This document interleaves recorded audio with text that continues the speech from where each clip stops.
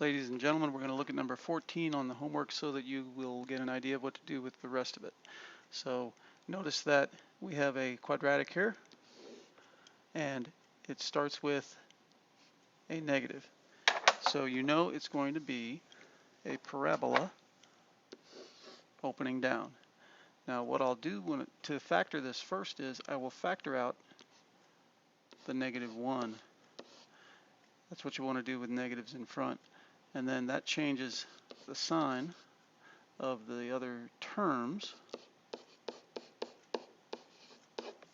And so now we will factor this with the -1 already out of it. And so that will give us x and x, something that multiplies to make -5 but adds up to 4. So it'll be plus 5 minus 1. And so what are our roots or zeros? We take the opposite sign of what we see in the parabola. So our roots are -5 and 1. And since it opens down, we're going to have a maximum. And so we have roots at -5 and 1. We have an axis of symmetry at x equals -b over 2a. This is how we find the axis of symmetry. And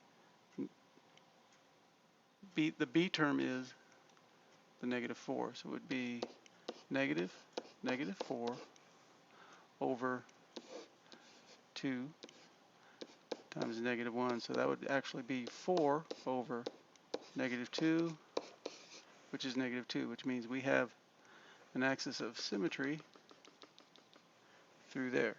Now if we take the -2 and put it where x is, we will find the y value for the vertex. So -2 squared, and that's a negative in front of that, minus 4 times -2 plus 5. And so -4 times -2 is plus 8. So we have plus 8 plus 5, and this is -2 squared, which is 4, but there's a negative in front, so it's -4 plus 8 plus 5, which equals 9.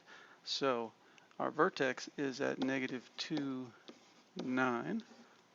Our axis of symmetry is at x equals -2.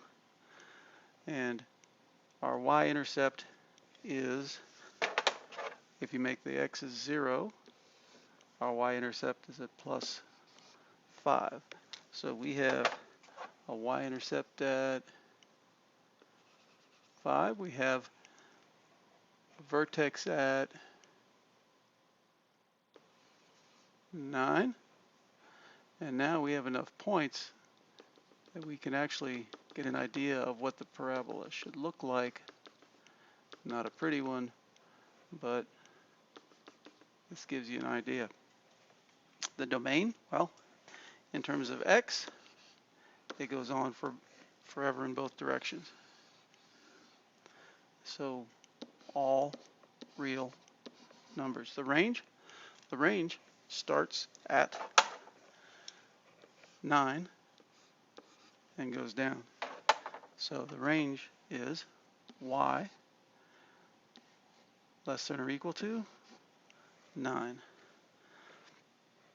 And that is how we graph without a calculator.